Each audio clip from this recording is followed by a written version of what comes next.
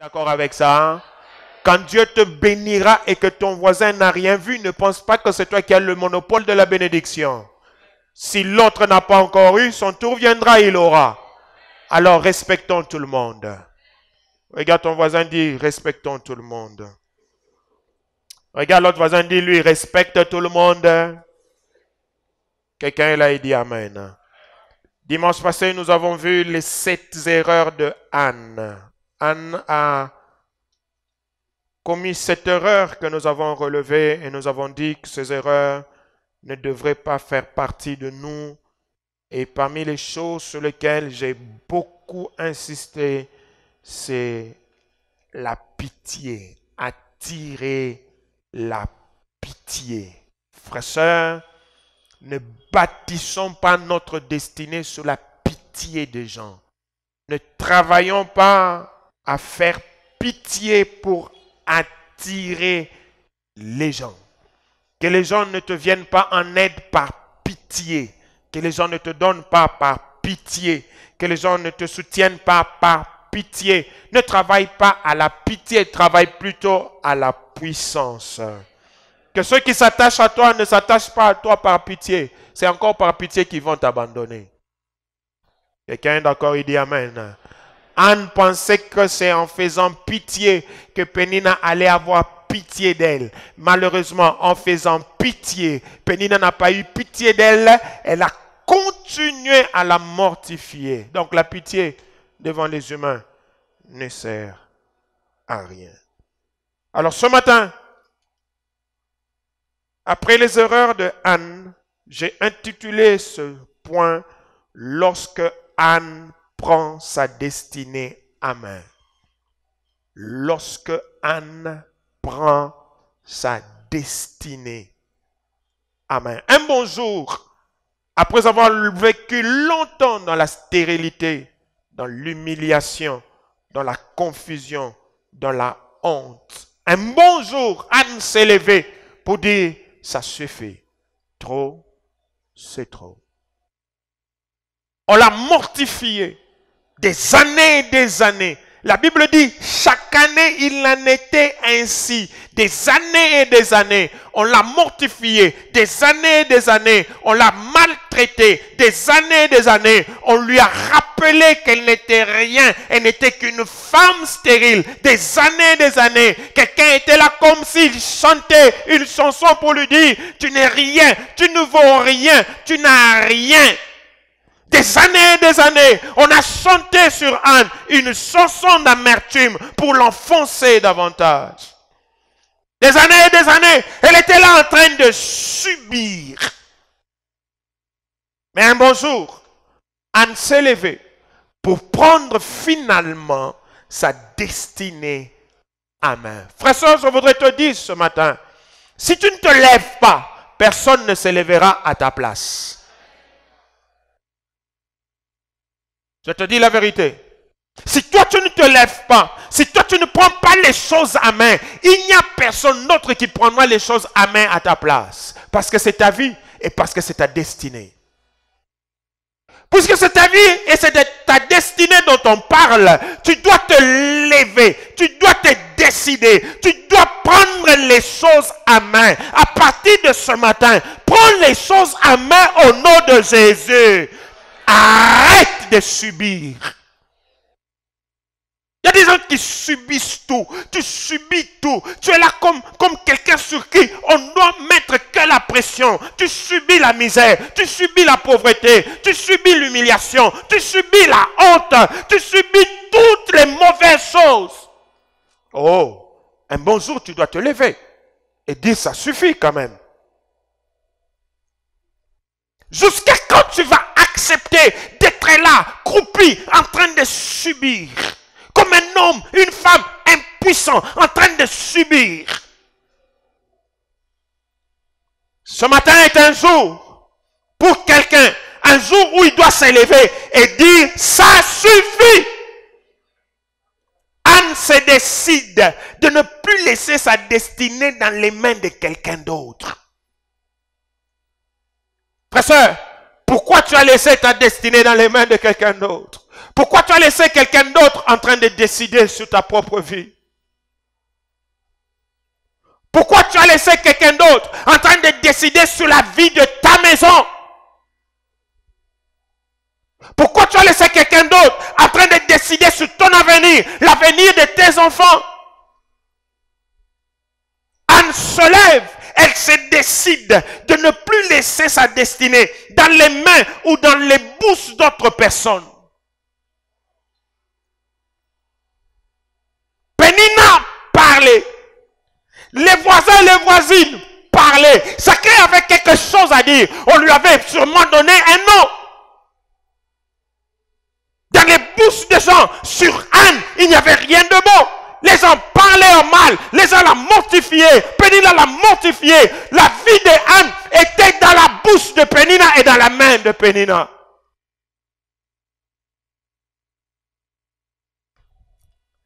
Ne laisse pas ta destinée se définir et se décider dans la bouche et par la main de quelqu'un d'autre.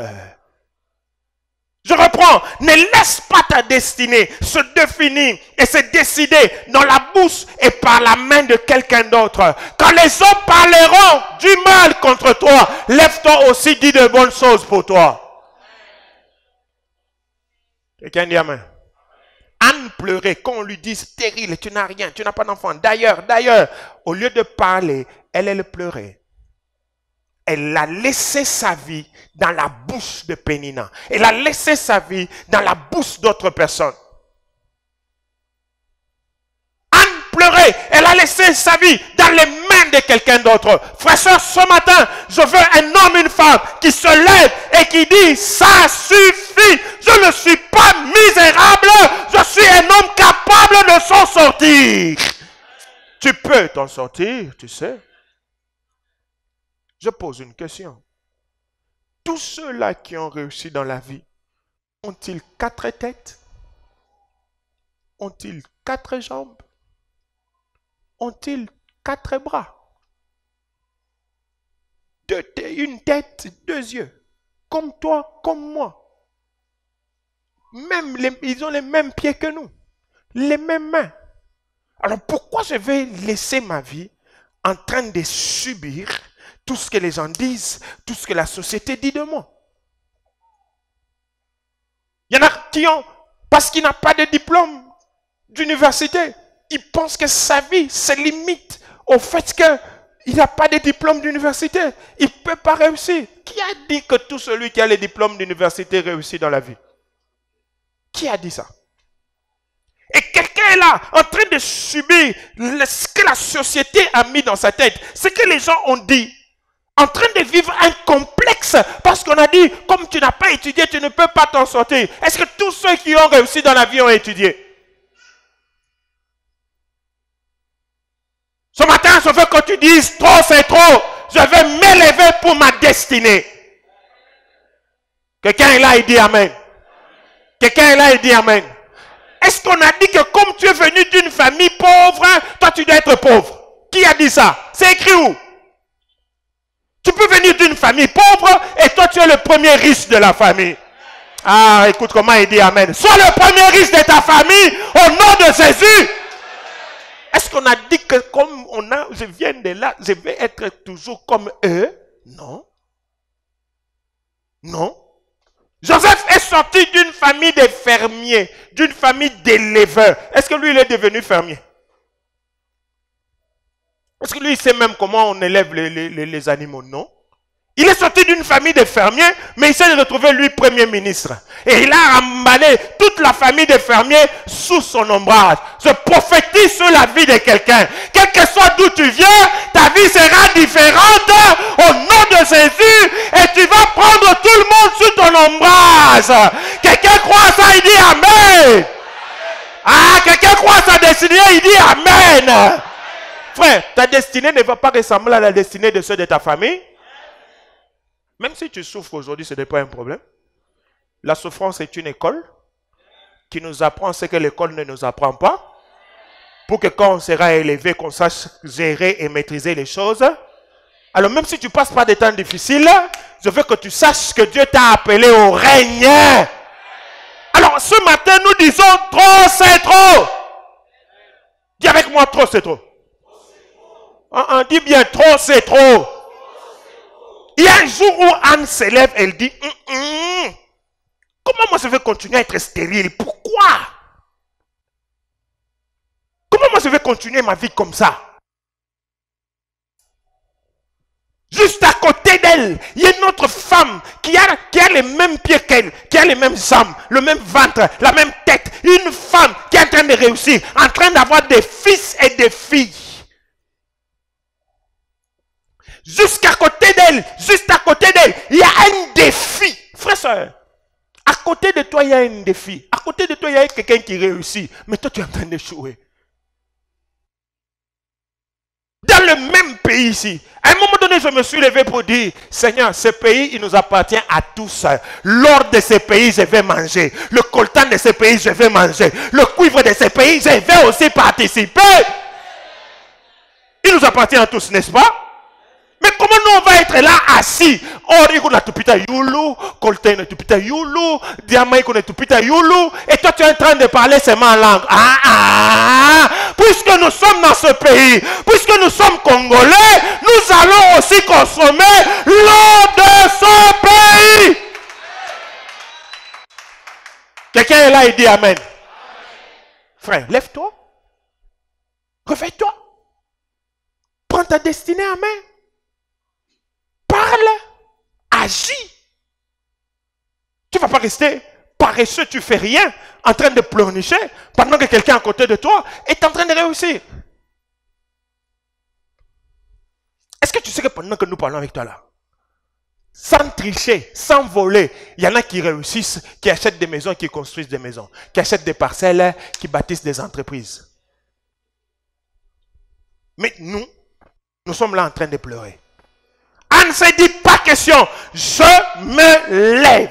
J'insiste encore, ne laisse pas ta destinée se définir et se décider dans la bouche ou dans la main de quelqu'un d'autre. Vous savez ce que les sorciers font? Les sorciers sont en train de décider sur les destinées des gens. Ils maudissent, ils parlent, ils sont dans leurs ténèbres, en train de jeter des mauvais fils pour que les gens n'avancent pas, pour que les familles n'évoluent pas. Il est là, il est seul sorcier dans la famille. Il est en train de bloquer tout le monde. Il travaille chaque jour en train de définir les destinées des gens. Et toi, tu es là, dans cette famille-là, en train de subir ce que le sorcier est en train de faire. À partir d'aujourd'hui, tu ne subis plus au nom de Jésus. Ta destinée ne doit pas être décidée dans la bouche d'un sorcier. Minakata la kabisa. Ta destinée ne doit pas être définie, décidée dans les mains d'un sorcier, dans les mains d'un occultiste. Parce qu'il est chef, il a décidé que tu ne monteras pas. Je suis venu te dire ceci. Si tu es un chef qui est occulte, qui a dit que toi tu ne monteras pas, que toi tu ne passeras pas, au nom de Jésus de Nazareth, ce matin, ce verrou-là se casse. Il ne peut pas décider de ta destinée. Celui qui décide de ta destinée, c'est Dieu. Ne laisse personne décider à ta place. Ne laisse personne décider sur la maladie, sur la santé dans ta maison. Minarata là, il est mambo. Lorsque les sorciers travaillent, ils décident que tes enfants sont malades. Tes enfants tombent malades. Lorsque la sorcellerie travaille, ils décident que toi tu tombes malade, toi aussi tu tombes malade. Donc c'est eux qui décident si tu dois être en bonne santé ou pas. Je refuse ça dans ta maison au nom de Jésus. Sois en bonne santé, que tes enfants soient en bonne santé, que ton mari soit en bonne santé, que tes parents soient en bonne santé, au nom de... Je refuse que quelqu'un d'autre décide de ma destinée. Alléluia. Mais qu'est-ce que Anne a fait? Lorsque Anne prend sa destinée en main, qu'est-ce qu'elle a fait? Elle a fait plusieurs choses, dont la première, c'est la prière. Quelqu'un dit avec moi la prière. Quelqu'un dit avec moi la prière. Dans son cœur, quelqu'un dit encore la prière, seulement la prière. Oui, la prière. Nous prierons, nous prierons, et nous prierons, et nous prierons encore la prière. Anne a prié. Mais la question c'est, est-ce que Anne ne priait pas? Non, Anne priait. Puisque chaque année, elle allait au temple. Donc elle priait. Est-ce que Anne ne priait pas? Non, non, non, non. Anne priait. Mais pourquoi on va relever la prière dans cette démarche de Anne? Elle priait. Mais quand elle a décidé de prendre sa destinée en main, Anne a fait un peu plus. Elle a fait un peu plus. Prier, elle priait. Aller au temple, elle allait. Mais là, dans sa situation, elle a décidé de faire un peu plus. Quelqu'un dit avec moi un peu plus. Quelqu'un dit avec moi un peu plus. Anne a décidé de faire un peu plus que tous les jours. Elle a décidé de faire un peu plus que toutes les années. Toutes les années, elle priait, oui. Toutes les années, elle allait au temple, oui. Mais cette fois-là, elle a décidé de faire un peu plus que tous les jours. Et lorsqu'elle a décidé de faire un peu plus que tous les jours, Anne a décidé en fait de franchir sa limite habituelle. Frères et sœurs, dans la prière, chacun de nous a des limites. Tu pries 1 heure, tu pries 30 minutes, tu pries 40 minutes, tu pries 2 heures. Chacun de nous a sa limite. Tu pries lundi, tu pries pas mardi, tu pries mercredi. Chacun de nous a sa limite. Voilà ce que je suis venu te dire ce matin. Si pour la dose habituelle de ta prière, tu n'as pas de solution, alors fais un peu plus. Quelqu'un est là ce matin et dit Amen. Quelqu'un est là ce matin et dit Amen. Si pour ta dose habituelle, tu n'as pas de résultats, tu as cherché, tu as prié, dose habituelle, tu as fait comme tu devais faire dans la dose habituelle, tu n'as pas de résultats, alors tu comprends que ce que je fais ici, c'est vrai que ça peut pousser, mais ça n'arrive pas à me faire sortir. Alors, je dois faire encore un peu. Quelqu'un est là, je fais comment un peu? Quelqu'un est là, je fais comment un peu? Donc si je priais 1 heure, j'ajoute 1 heure. Si je priais 1 heure, j'ajoute 20 minutes. Si je priais lundi, j'ajoute mardi, mercredi. Je fais un peu plus.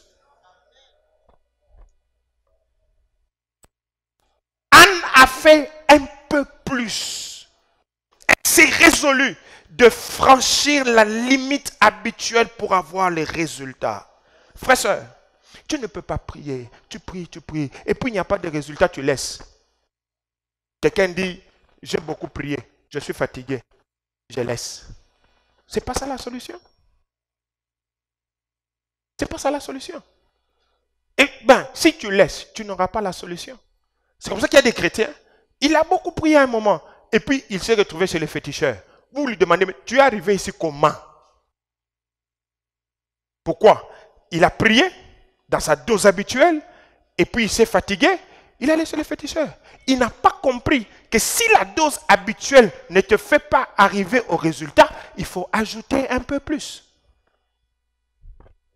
Comment est-ce que Anne a ajouté un peu plus? Un jour, ce que nous avons lu là, un jour ou cette année-là, quand ils sont allés, ils avaient l'habitude de faire tout ensemble. Rappelez-vous que parmi les erreurs de Anne, c'est d'avoir suivi le rythme de Pénina et de tout le monde, pendant qu'elle n'avait pas le même problème que tout le monde. Et ce jour-là, ils étaient là, en train de manger et de boire. Ils avaient fait tout ce qu'ils devaient faire au temple. Anne s'est détachée de tout le monde. Elle est allée seule dans le temple pour aller prier. Et c'était la seule fois où elle a fait un peu plus. Quelqu'un me donne un amen? Quelqu'un me donne un amen? Oh, quelqu'un là, il me donne un amen? Elle s'est détachée de tout le monde. Elle est allée maintenant seule. Elle a laissé les gens en train de boire et de manger. Elle est partie. s'est détachée de ce plaisir. Elle s'est détachée de la compagnie de tout le monde. Elle est allée maintenant seule pour faire un peu plus et voir si ça va donner des solutions. Le problème, c'est que tu aimes être avec tout le monde. Le problème, c'est que tu veux te résoudre avec tout le monde. Le problème, c'est que tu veux manger avec tout le monde. Tu n'as pas le temps de te détacher des gens pour aller chercher un peu plus Dieu.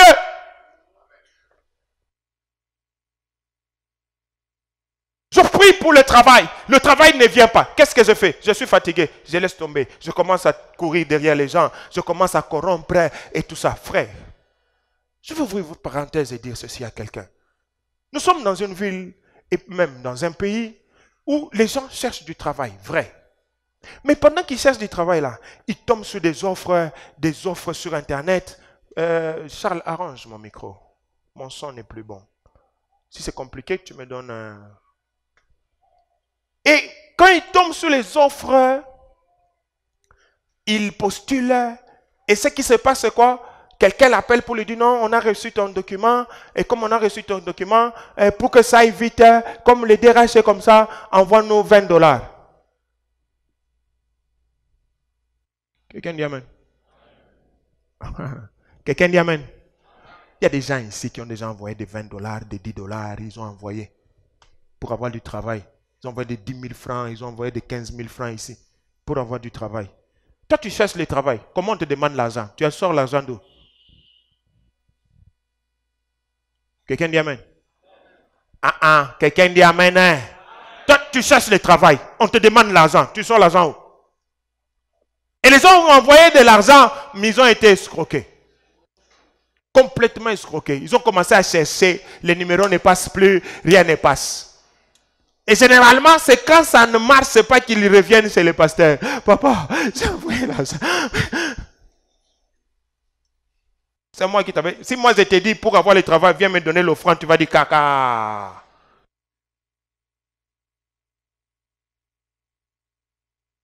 Papa Olivier, tu vois comment ça fonctionne ici.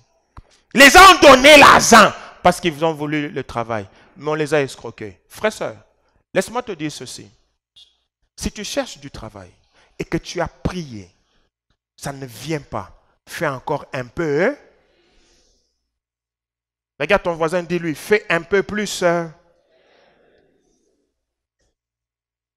J'insiste, si pour une dose habituelle de prière, nous n'avons pas de résultats, engageons-nous à faire un peu plus. Ce n'est pas le moment d'abandonner, ce n'est pas le moment de laisser tomber, c'est le moment de t'engager encore à faire un peu plus. Anne s'est détachée, et quand elle s'est détachée, elle a fait un peu plus que d'habitude, et Anne a vu le résultat. Je parle à quelqu'un ce matin, si tu te lèves et tu fais un peu plus, tu vas voir les résultats.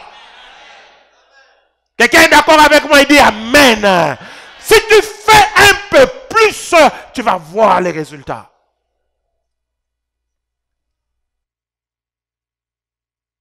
Daniel priait 3 jours par jour, 3 fois par jour plutôt.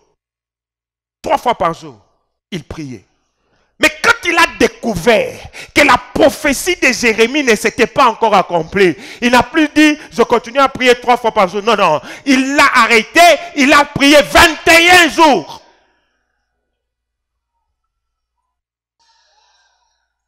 Ça veut dire que Daniel, de sa dose habituelle, il s'est rendu compte que si je continue comme ça, cette prophétie ici ne va pas s'accomplir. Si je continue comme ça, mon peuple ne sortira pas de la captivité. Ce que je dois faire, je veux faire un peu plus. Il a mis 21 jours.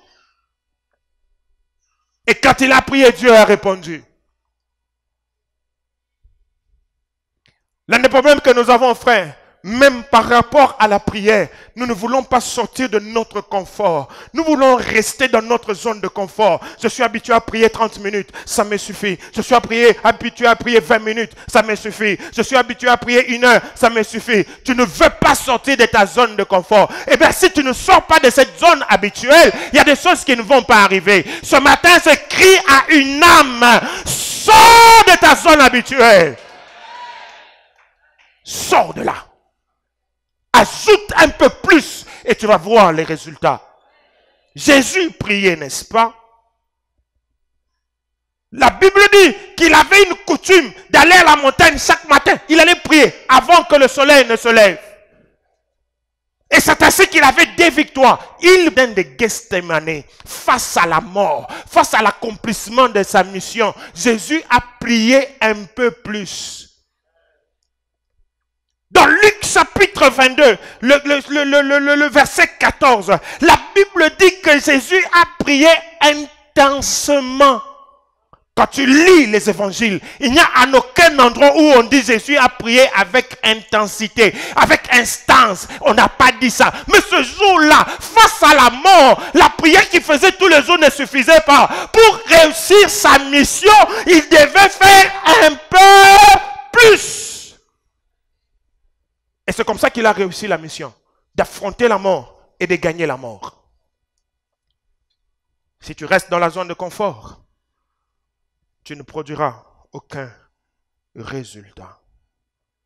Mais je voudrais finir ce matin en donnant 5 éléments à retenir sur la prière. 5 éléments importants à retenir sur la prière, à appliquer sur la prière. Le premier élément, c'est que la prière associée à la parole et à la crainte de Dieu nous assure l'ascension. Nous assure l'ascension. Quand je parle d'ascension, c'est vrai que je vois la montée, la production, les résultats. Non seulement qu'elle nous rassure l'ascension, nous rassure aussi le maintien dans notre destinée. La prière associée à la parole et à la crainte de Dieu nous rassure l'ascension et le maintien dans notre destinée. Jérémie chapitre 1er verset 12 dit ceci, c'est Dieu qui parle à Jérémie. Et l'Éternel me dit, tu as bien vu, car je veille sur ma parole pour l'exécuter. Quelqu'un me donne un amen, hein? Come on. Quelqu'un me donne un amen, hein? Je veille sur ma parole pour l'exécuter. Quand je dis la prière associée à la parole, c'est une prière qui est basée sur la parole de Dieu.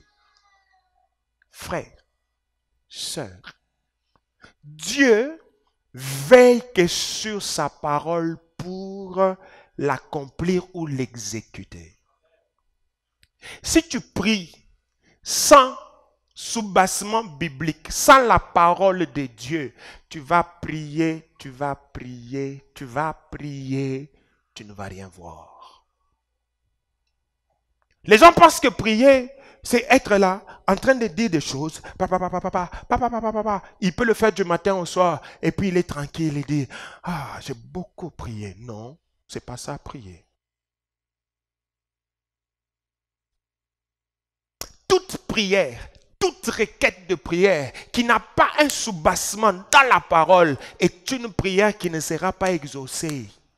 Parce que ce que Dieu regarde, ce que Dieu cherche, quand tu pries, c'est sa parole dans ta prière et c'est cette parole-là qu'il exécute. Je suis venu enseigner ce matin et je veux que quelqu'un comprenne et qui change sa manière de prier.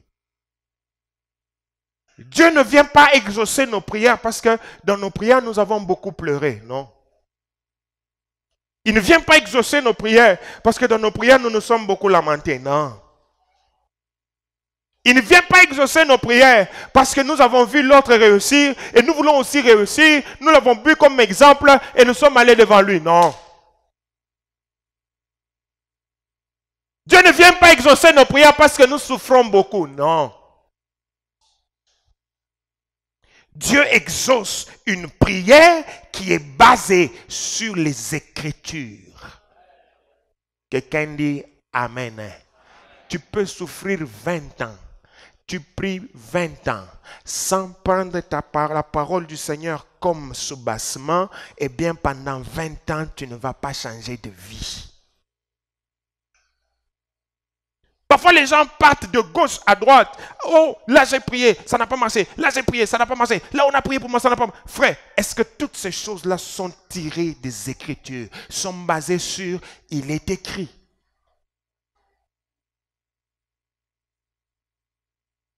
Ce n'est pas parce que je souffre. Ce n'est pas parce que je suis misérable que quand je vais aller devant Dieu, Seigneur, que ma misère se termine. Seigneur, je souffre. Seigneur, sauve-moi. Ce n'est pas parce que je fais ça qu'il vient en courant. Qu'il vient en courant. Les gens sont prêts à se décourager par rapport à la prière. Ils sont prêts à abandonner. Mais ils abandonnent pendant qu'ils n'ont pas prié selon les règles. Quelle est la règle de la prière? La parole de Dieu. C'est pourquoi il faut connaître les Écritures. Est-ce que tu connais les Écritures? Combien de versets tu connais? Combien de versets tu connais? Je suis prêt à te bousculer encore ce matin. Il y en a même la prière de notre Père qui est au ciel, là, ils ne connaissent pas. Il y en a qui disent que ni maombi aba catholique il est. Qui a dit que coucou maombi aba catholique? C'est dans la parole de Dieu. Est-ce que tu connais cette prière? Si tu la connais, est-ce que toi-même tu l'as déjà lue dans la Bible?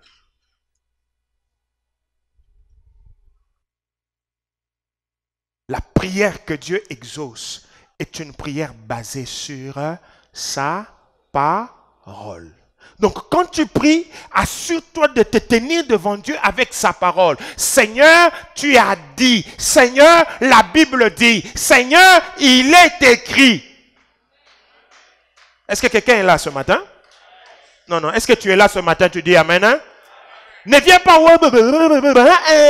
Tu commences. Il est écrit.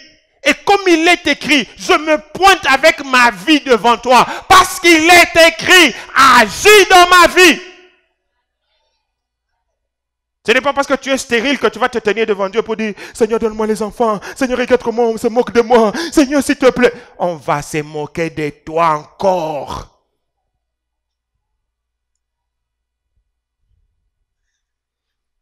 Si tu es une femme stérile, si tu es un homme stérile, Deutéronome chapitre 7 verset 14, un exemple de la parole de Dieu. Il est écrit, tu seras béni plus que tous les peuples. Il n'y aura chez toi ni homme, ni femme stérile, ni bête stérile parmi tes troupeaux. Quelqu'un est là, il dit Amen. Quand je vais devant Dieu, je dis Seigneur, il est écrit dans Deutéronome, il est écrit qu'il n'y aura chez moi ni homme, ni femme stérile. Moi, je suis stérile. Exécute ta parole. Là, il veille sur sa parole pour l'exécuter. Quelqu'un me donne un amen? Comment est-ce que toi tu pries? Tu n'as pas de Bible? Aux enseignements, tu ne viens pas? Écouter la parole, tu dors. Maintenant, quand il faut prier, tu chauffes. Il y en a qui pensent que quand il a prié, il a transpiré. Ça va devenir rock. Ils pensent que non, j'ai prié. En tout cas, j'ai prié. La prière, ce n'est pas que la voix devienne rock. La prière, ce n'est pas crier. Ce n'est pas parce que j'ai crié que j'ai prié. Non. Je peux prier sans crier. Je peux prier sans sauter. Mais j'ai pris avec les Écritures et le ciel s'ouvrait. Quelqu'un est là, il me donne un amen. Hein? Quelqu'un est là, il me donne un amen. Hein? Comment est-ce que tu pries? Comment est-ce que tu pries? La prière associée à la parole,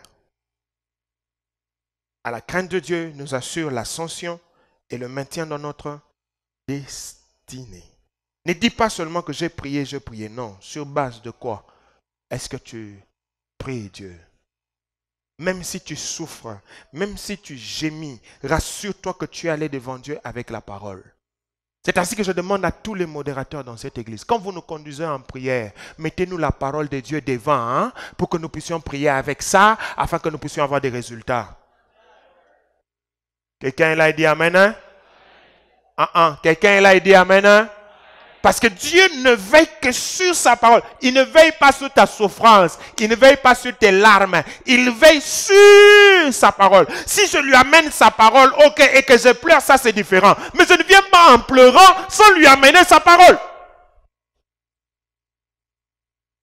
Je prie sur base de ce qu'il a dit. Je ne prie pas sur base de ce que je sens. Je ne prie pas sur base de ma condition. Non, je prie sur base de ce qu'il a dit. Il n'y aura pas chez toi ni homme stérile, ni femme stérile. Et puis il dit, ni bête stérile parmi tes troupeaux. Les bêtes c'est quoi? Les bêtes c'est comme un travail. Les bêtes ce sont les affaires. Si mes affaires ne marchent pas, je ne viens pas devant Dieu pour dire, bénis mes affaires, bénis Seigneur, bénis Seigneur, bénis. Non. Ça ne va pas marcher. Ça ne va pas marcher. Tu t'épuises, tu épuises tout le monde. Tu te mets en retard, tu mets en retard tout le monde. Ça ne va pas marcher. Quand je viens devant Dieu, je dis, Seigneur, les Écritures disent, il n'y aura chez moi pas de bêtes stériles dans mon troupeau. Comment mon travail ne produit pas? Sur ta parole, je t'invoque, agis dans mon travail. Quelqu'un a compris, dit Amen? Est-ce que tu es là? Tu dis Amen, hein? Donc ne prie pas pour prier. J'ai envie de dire qui priait, prier. Tu pries seulement. Tu pries.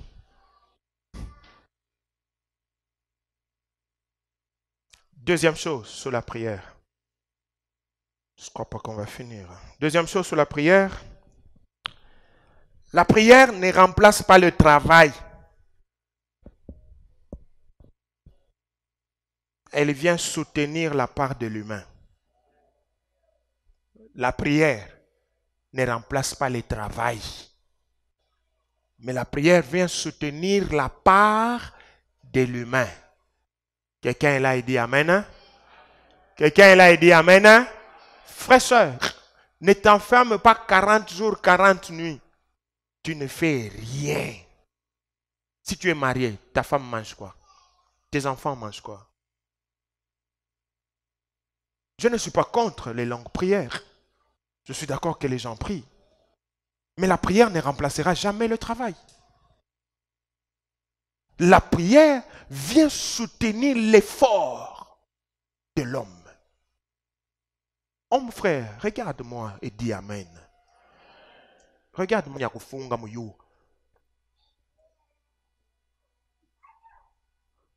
y a des fois qui pensent qu'il doit passer tout le temps dans la prière. Seigneur, Seigneur, agis. C'est pas mauvais de beaucoup prier. Mais la prière ne remplace pas le travail. Oh? Quelqu'un dit Amen? Quelqu'un dit Amen? Hein? Elkana et Anne ont fait des efforts pour avoir un enfant. Mais l'enfant n'est pas venu. C'est sur leurs efforts que Anne a compris qu'elle devait prendre sa destinée à main, qu'elle est allée prier. Mais après qu'elle ait prié, ils sont rentrés encore ensemble pour que l'enfant vienne. L'enfant n'est pas venu dans le ventre de Anne après la prière. L'enfant est venu après un travail. Toi, tu pries et puis tu fais rien. Toi, tu pries et puis tu ne sors pas chercher. Comment tu veux que le miracle arrive? Frère, je suis venu te dire, Dieu ne répond pas aux paresseux. Come on. Dieu ne répond pas aux paresseux. La Bible dit ceci, celui qui ne travaille pas ne mange pas non plus. Oh. Toi, tu penses que tu vas t'enfermer 14 jours à jeun en train de prier et puis l'ange Gabriel vient. Je te salue Stéphane. Tu as trouvé grâce devant Dieu. Voici la nourriture que je t'ai amenée. Takufa njala. Quelqu'un dit Amen. Come on, quelqu'un dit Amen. La prière ne remplace pas le travail. Je prie beaucoup, je travaille aussi beaucoup. Je prie beaucoup, je sors, si je n'ai pas le travail, je vais chercher du travail. Il y a des gens qui disent, j'ai beaucoup prié, Batanita. Et pourquoi on a ton téléphone? Batanita, Batanita, Batanita. À ta CV, tu n'as pas déposé. À ta contact, à ta moya, à oufouanye. Kama malaika endaka ufuate kama ni nani, umuite kasongo, nju anaomba apate kazi. Les chrétiens font parfois des choses terribles. Hein?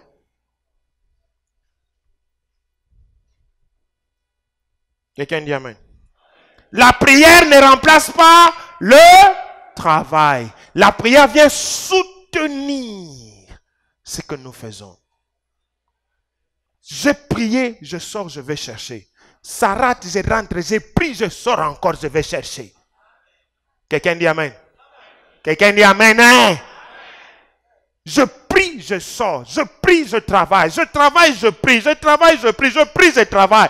Et la gloire de Dieu se manifeste dans ce que je fais. Il a dit, tu mangeras à la sueur de ton front. Il n'a pas dit, tu mangeras à la sueur de ta prière. Ça, il n'a pas dit. Ça, il n'a pas dit.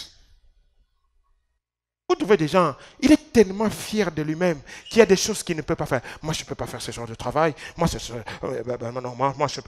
pendant qu'il parle français là, il meurt de faim. Il parle français là, il ne sait pas payer la maison. Pendant qu'il parle français là, il est en train de mendier pour que ses enfants puissent manger. Et puis il dit, je ne peux pas faire ce genre de travail. Frère, tu peux commencer très bas et terminer très haut. Come on, quelqu'un dit amen. Amen. La prière ne nous rend pas mentalement inintelligents. Il y a des gens, ils prient. Alors quoi ça bombaf? Non. Par contre, quand tu pries beaucoup, l'intelligence aussi doit beaucoup fonctionner. Comment toi tu pries beaucoup, tu deviens insensé? Oh! Je prie, je travaille. Je travaille, je prie. Je prie, je travaille. Je travaille, je prie. C'est comme ça que je vais produire. Quelqu'un dit amen. Quelqu'un dit amen. Quelqu'un regarde son diplôme et dit, mon diplôme ici, non, je ne peux pas faire ce travail. Ça, c'est pour... Moi, je suis appelé à l'excellence pour des grandes choses. Oui, ce n'est pas mauvais. Tu es appelé à l'excellence. Mais entre-temps, tu manges quoi? Tu manges l'excellence. Tu mangeras par l'excellence. Commence quelque part. Là où tu commences, c'est petit. Arrose ce que tu commences là avec la prière. Arrose ce que tu commences là avec la prière. Et plus tu pries, plus tu travailles, plus tu montes. Oh frère, je suis venu te bénir. Toi qui as commencé des petites choses. Les petites choses que tu as commencé. Je déclare ce matin que ça sera de grandes choses. Ah, quelqu'un là, il dit amen. Je t'encourage. Toi qui as commencé une petite entreprise. Un frère est venu me donner. Papa, j'ai commencé mon entreprise. Ça, c'est le prémisse. Mes prémices sont là. J'ai pris, j'ai dit que Dieu te bénisse. Que cette entreprise aille encore loin. Excellence. Tu as couru excellence.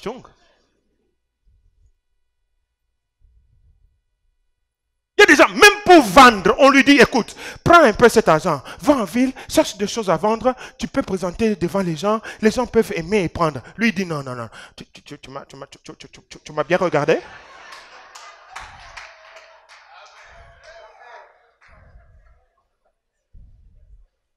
Tu veux qu'on te regarde? On va te regarder.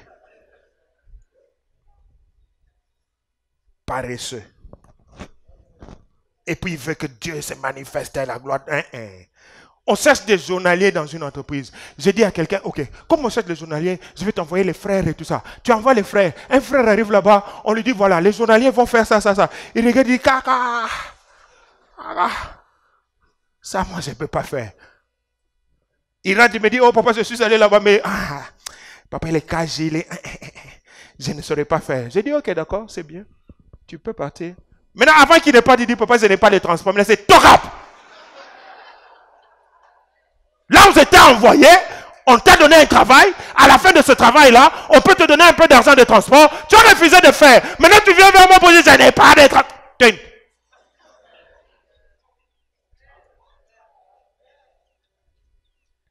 La prière ne remplace pas quoi? Non, je n'entends pas. La prière ne remplace pas quoi? Ça ne remplace pas le travail. Tu pries, tu travailles. Tu travailles, tu pries. Tu n'as pas du travail, tu pries pour ton travail, tu cherches le travail. Et quand tu as ton travail, tu gardes le travail. Il ne faut pas venir me dire, oh, je suis chrétien. Quand tu dois être au travail, tu es à la montagne. Les chrétiens font des choses terribles. On t'attend au boulot. Toi, tu t'absentes. Sans raison. Tu es à la montagne en train de prier Dieu. Et puis, je vais vous raconter une histoire. Hein? Je vais vous raconter une histoire. J'ouvre une parenthèse. Quelqu'un dit Amen. On va arrêter là. Quelqu'un dit Amen. Hein? Ah, est-ce que tu es là? Quelqu'un dit Amen. Hein? Parfois, je regarde comment les gens vivent, je rigole. Je suis passé par beaucoup de choses dans ma vie. J'étais élève à Aymara, 2e CO. J'ai prié beaucoup. J'aimais Dieu. Mais il y a une chose que je n'arrivais pas à faire. Prier et étudier. À cause du fait que, parfois ce que les gens nous racontent, c'est que tu pries beaucoup, mais tu n'arrives pas à étudier. Et tu penses que tu vas réussir. Otashinda, papa. Étudiant, prie beaucoup, mais étudie aussi beaucoup. Sinon, tu vas échouer. Un jour, je prie, je sens la conviction de ne pas partir à l'école. Mais je vous dis vrai, je vous raconte une histoire vraie. Vous allez demander à ma mère, à mon père, ils vont vous dire, je suis resté. Pourquoi tu restes? J'ai dit, je reste prier. Quand mon père est venu demander, il a frappé à ma chambre. Il ouvre, mon père ne priait pas. À l'époque, il était rose-chrétien. Je me suis dit, si je lui dis que je suis resté pour prier, membre est un diable. Il le frappe, il pose la question, pourquoi tu ne pars pas à l'école? Je lui dis, je ne me sens pas bien. Bongo Bokwanj. Il a dit, il ne se sent pas bien. Qu'est-ce qui se passe? Je reste, je prie ma journée. J'ai beaucoup prié. Ok? Le jour suivant, je vais à Imara. Imara, école des prêtres catholiques. À l'époque, en 2e primaire, on avait un père comme préfet qui s'occupait de 1er et 2e. Il s'appelait Père Paul. Molef Pakap. Je suis allé à l'école avec mon journal. Je devais passer par son bureau. Quand j'arrive à son bureau, j'attends mon tour, j'entre. Il me regarde. Il dit, Kakese, hier tu n'étais pas au cours. Pourquoi tu n'étais pas au cours? Je le regarde droit dans les yeux. Je lui dis, Dieu m'avait dit de rester à la maison pour prier.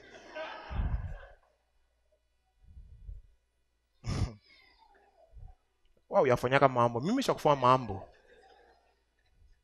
Muzungu, je le regarde dans les yeux, je lui réponds. Dieu m'avait dit de rester à la maison pour prier. Je pense que dans sa tête, beaucoup de choses ont tourné. Il s'est seulement concentré, ressaisi. Il a pris le cachet d'absence non motivée. Il a mis dans les zones. Absence non motivée. Je n'ai pas parlé. J'ai pris seulement mon journal. Je suis sorti avec. Maintenant, là où je suis allé, j'ai demandé, hier, vous avez fait quoi? Il y avait ces 4 interrogations. Avec mon absence non motivée là, 0. Mais avec une bonne prière. Quelqu'un dit Amen. Quelqu'un dit Amen. Hein? La prière ne remplace pas quoi? Hein? La prière ne remplace pas quoi? Nous voulons produire cette année. Nous voulons avoir des résultats. C'est une année d'enfantement. Nous prions beaucoup et nous travaillons beaucoup. Ne sois pas paresseux. Ferme tes yeux, nous allons prier. Nous allons prier. Ce matin, tu es là. Je commence par la première des choses. Tu n'as jamais donné ta vie à Jésus. Nos yeux sont fermés. Si tu es là, tu n'as jamais donné ta vie à Jésus. Tu vas te tenir debout, je vais prier avec toi. Tiens-toi debout, je prie avec toi. Peut-être que tu viens à l'église, peut-être que tu vas à l'église, mais jamais tu n'as dit, Seigneur, entre dans ma vie. Viens comme Seigneur et Sauveur. Alors on va commencer par là. Si tu es là, tiens-toi debout, je prie avec toi. Alléluia. Merci ma soeur. Nos yeux sont fermés. Merci mon frère. Merci mon frère. Nos yeux sont fermés.